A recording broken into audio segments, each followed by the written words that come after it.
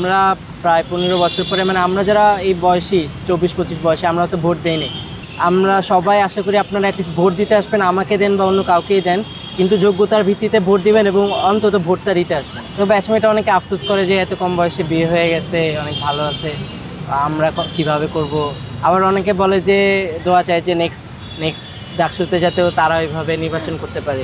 আমি যখন মেয়েদের হলে স্পেশালি প্রচারণা করতে যাই, আমি 2টা পোস্টার একসাথে দিই, তখন আর কি ওরা পরে জিজ্ঞেস করে এটা কে, তখন যখন বলি আমার হাজব্যান্ড, ওরা আরও এত গল্প শুনতে চায়। আমার ওই রুমে আবার 5 মিনিট বসতে হয়, তারপর হয়তো একজন বলে যে এই 2টা ভোটই আপনাদের। নির্বাচন করার ইচ্ছা ছিল আগে থেকেই, কিন্তু সেই নির্বাচন করার সময় যে আমাদের বিয়ে সম্পূর্ণ হয়ে থাকবে এটা নিশ্চিত ছিলাম না, কারণ ডাকসুর নির্বাচন তো আরও 1 বছর ধরে কথা চলছে।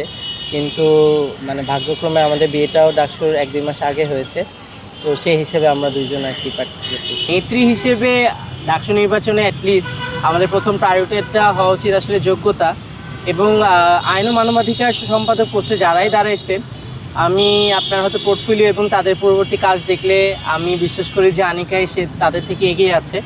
সে ইউএন গত বছর বাংলাদেশ ডেলিগেট হিসেবে ইউএনে যায়, ট্রান্সপারেন্সি ইন্টারন্যাশনাল, আল জাজিরা সহ বেশ কিছু জায়গায় কাজ করে।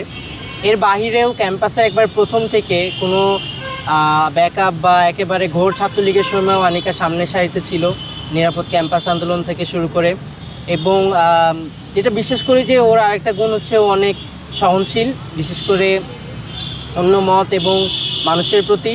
এবং বর্তমানে আমরা রাজনীতিতে যেই কাদা ছোড়াছুড়ি থেকে শুরু করে যেই অসহিষ্ণুতা লক্ষ্য করছি, সেখানে অবশ্যই আমার মতে আনিকার মতো একজন নারী নেত্রী প্রয়োজন, যে সবাইকে নিয়ে কাজ করতে পারবে।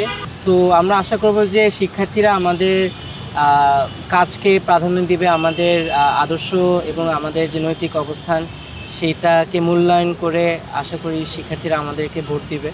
এবং আমরাও এই যে একটা গুরুত্বপূর্ণ বিষয় যে জুলাইয়ের পরবর্তীতে জুলাইয়ের মধ্যে আমাদের নারীরা সম্মুখ সারিতে ছিল, কিন্তু আপনি দেখবেন যে জুলাই পরবর্তী সময় আমাদের নারীরা পলিটিক্যাল পরিসর থেকে সরে গেছে, উল্লেখযোগ্য সংখ্যক হারে সরে গেছে।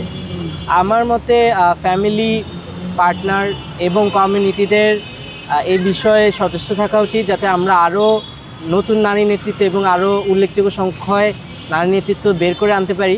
কারণ আপনি দেখেন যে ঢাকা বিশ্ববিদ্যালয়ের প্রায় 50% নারী শিক্ষার্থী, কিন্তু নির্বাচনী যদি প্রার্থী তালিকা আপনি দেখেন বা সংখ্যা দেখেন, সেখানে নারীদের সংখ্যা কিন্তু কম।